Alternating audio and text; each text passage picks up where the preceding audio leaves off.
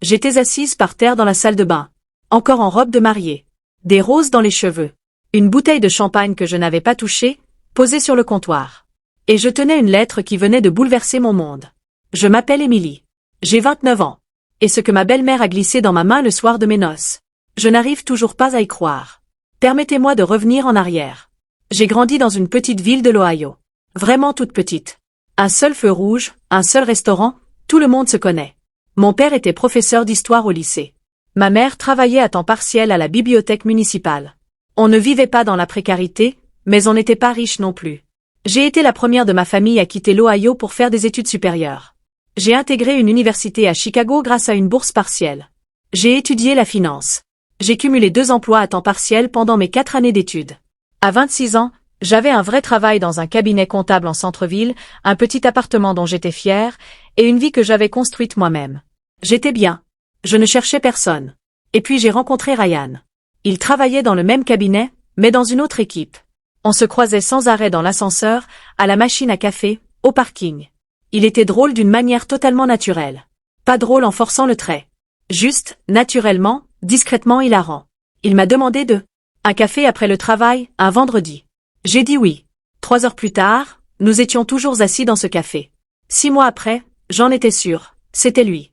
Ryan était la personne la plus authentique, attentionnée et stable que j'ai jamais rencontrée.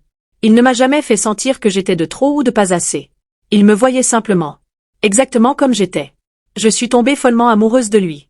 Et puis j'ai rencontré sa mère. La mère de Ryan, Margaret, était le genre de femme qui vous mettait mal à l'aise avant même d'avoir franchi le seuil de sa porte. Elle vivait dans une magnifique maison dans le Connecticut. Tout était parfaitement décoré. Tout était parfaitement agencé. La première fois que Ryan m'a invitée chez lui pour Thanksgiving, elle a ouvert la porte, m'a dévisagé lentement, a souri et a dit « Oh, vous êtes la fille du bureau. » Pas mon nom. Pas, Ryan m'a tellement parlé de vous. Juste, la fille du bureau. Je me disais que j'étais trop sensible. Ryan m'avait prévenu qu'elle était un peu vieille école. Il l'avait dit avec ce sourire contrit qui me laissait penser qu'il y avait sans doute autre chose. Mais je l'aimais. Alors j'ai essayé. À chaque fête. À chaque repas de famille. À chaque anniversaire. J'ai essayé. Et à chaque fois, Margaret trouvait quelque chose. Mon appartement était trop petit. Ma ville natale trop perdue. Ma famille était, je cite, très gentille, juste, très simple. Elle l'a dit au dîner de Pâques. Devant tout le monde. Ma mère était assise juste là. Ma mère a souri et a continué à manger comme si de rien n'était. Je me suis excusée pour aller aux toilettes et je suis restée plantée devant le lavabo pendant 5 minutes, à respirer. Mais j'aimais Ryan. Alors j'y suis retournée. Je me répétais sans cesse, une fois mariée et installée chez nous, tout ira bien. On ne sera plus chez elle tous les week-ends. Les choses se calmeront. J'y croyais vraiment. Notre mariage a eu lieu un samedi de septembre. Cérémonie en plein air. Guirlandes lumineuses. Des tournesols partout, car j'ai toujours adoré les tournesols. Ryan, dans son costume bleu marine, se tenait au bout de l'allée et me regardait comme si j'étais la seule personne au monde. Mon père m'accompagnait, me serrant le bras un peu trop fort pour ne pas pleurer. C'était vraiment l'un des plus beaux jours de ma vie. La cérémonie. Les vœux. La première danse. Pendant notre chanson, Ryan m'a chuchoté quelque chose à l'oreille qui m'a fait tellement rire que j'ai caché mon visage dans son épaule. Même maintenant, ce souvenir me fait sourire. Vers 22 heures, la réception touchait à sa fin. Les invités partaient. La piste de danse se vidait. J'étais près du bar, en train de discuter avec ma colocataire, quand j'ai senti une main sur mon bras. Margaret. Elle avait l'air différente. Pas froide comme d'habitude. Pas aussi sereine. Il y avait quelque chose dans son visage que je ne lui avais jamais vu. Elle a glissé une petite enveloppe blanche dans ma poche. Ma main. Elle la serra fort. Elle se pencha vers moi et dit à voix basse. « Ouvre ça quand tu seras seule ce soir.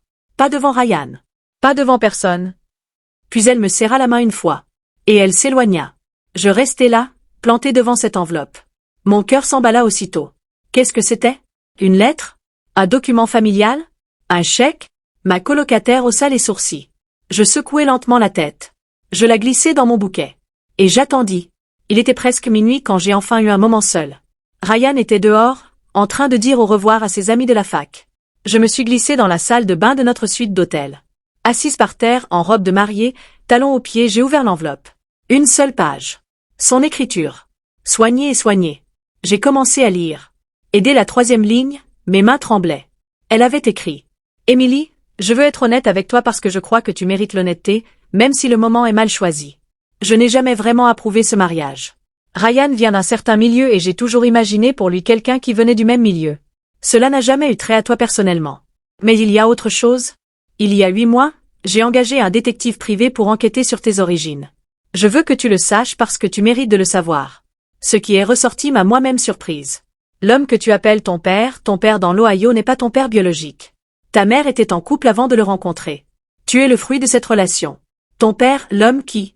Je t'ai élevé, j'ai accepté cette responsabilité avant même ta naissance. On n'en a plus jamais reparlé. J'ai hésité à te le dire. Mais j'ai décidé si tu fais partie de cette famille, tu dois savoir qui tu es vraiment. Ou peut-être as-tu besoin d'y réfléchir avant d'aller plus loin. Margaret. Je l'ai lu une fois. Je l'ai relu. Les mots n'avaient plus aucun sens. Je suis restée assise longtemps sur le sol froid de la salle de bain. Les bruits de l'hôtel, une musique lointaine, des rires étouffés semblaient venir d'un autre monde. Le mien était devenu complètement silencieux. Je ne me suis pas effondrée. Pas à ce moment-là. Je suis juste restée assise là. Et j'ai pensé à mon père. J'ai pensé à cet homme qui a fait 4 heures de route à chaque fois que j'avais besoin d'aide pour déménager. Qui est resté au téléphone avec moi pendant 2 heures la veille de mon examen d'expert comptable, à parler de tout et de rien, parce qu'il savait que j'avais besoin de me calmer. Qui m'a accompagnée jusqu'à l'hôtel aujourd'hui, la main tremblante d'amour. Qui m'a dit juste avant de me lâcher le bras. Quoi qu'il arrive, ma chérie. Tu es à moi. Pour toujours. Quoi qu'il arrive. Le savait-il, même à cet instant? Gardait-il quelque chose enfoui sous son nez depuis toutes ces années? J'ai plié la lettre. Je l'ai remise dans l'enveloppe. Je me suis levée. Je me suis regardée dans le miroir. Mascara qui a coulé. Yeux rouges. Une mariée. Et je me suis fait une promesse. Je ne m'effondrerai pas le soir de mes noces. Mais demain, j'avais besoin de la vérité. De ma mère. Directement. Le lendemain matin, Ryan est parti au déjeuner chez sa famille, qui habitait loin. Dès que la porte s'est refermée, j'ai appelé ma mère. Elle a décroché à la 2e sonnerie, heureuse, et m'a demandé comment j'allais, comment s'était passée ma nuit. J'ai dit, « Maman, il faut que je te demande quelque chose, et il faut que tu sois complètement honnête avec moi. » Elle est restée silencieuse. Ce silence en disait long avant même qu'elle n'ait prononcé un seul mot. Je lui ai lu la lettre au téléphone. Elle s'est effondrée. En larmes, elle m'a raconté toute l'histoire. Oui, il y avait eu quelqu'un avant mon père. Une relation au début de la vingtaine qui s'était mal terminée. Elle a découvert qu'elle était enceinte après coup. Elle avait 23 ans, elle était terrifiée et complètement seule. Et puis mon père est entré dans sa vie. Il l'avait su dès le premier jour. Il l'avait choisi malgré tout. Il m'avait choisi malgré tout. Avant même que je sois là, il avait déjà décidé que j'étais sienne. Jamais, répétait ma mère entre 2 sanglots. Pas un seul jour. Pas un seul instant. Il ne t'a jamais considéré autrement que comme sa fille. Jamais. J'ai dû me garer. Je ne me suis même pas rendu compte que j'avais commencé à conduire. Je suis restée assise sur un parking quelque part dans le Connecticut. Et j'ai pleuré. Pas de douleur. Pour quelque chose de plus grand que la douleur. La prise de conscience que l'homme que j'appelais papa avait fait un choix. Chaque jour pendant 29 ans. Il m'a choisi. Ce n'est pas une question de biologie. C'est de l'amour. Ce soir-là, j'ai fait asseoir Ryan et je lui ai tout raconté. J'ai vu son visage passer de la confusion à la stupéfaction, puis à la fureur. Il était prêt à appeler sa mère immédiatement. J'ai posé ma main sur son bras et j'ai dit « Non. Je m'en occupe. » Le lendemain, je suis allée seule chez Margaret. Elle a ouvert la porte et, pour la première fois, j'ai vu sur son visage quelque chose que je n'avais jamais vu auparavant. Pas de confiance. Pas de sérénité. Plutôt de la culpabilité. Je suis entrée. Je me suis assise. Et je l'ai regardée calmement et j'ai dit « Je veux que tu comprennes quelque chose, Margaret. Quel que soit l'effet que tu espérais obtenir avec cette lettre, ça n'a pas marché. Tu voulais me déstabiliser. Me faire douter de qui je suis juste avant de commencer ma vie avec ton fils. Mais voilà ce qui s'est réellement passé. J'ai appelé ma mère. J'ai appris la vérité. Et j'ai appris que l'homme qui m'a élevée a choisi de m'aimer avant même ma naissance. Chaque jour de ma vie, il m'a choisi. C'est plus que ce que la plupart des gens connaissent. Alors non. Je ne doute pas de qui je suis. Je sais exactement qui je suis. Je suis la fille de mon père. Et je suis la femme de Ryan. Ces 2 choses ne changeront pas. Mais je veux que tu comprennes clairement et définitivement que je ne te permettrai plus jamais d'utiliser des informations privées comme une arme contre moi. Jamais. On peut construire une relation respectueuse. Ou on peut rester de simples inconnus polis pendant les fêtes. Le choix t'appartient entièrement. Elle resta longtemps silencieuse.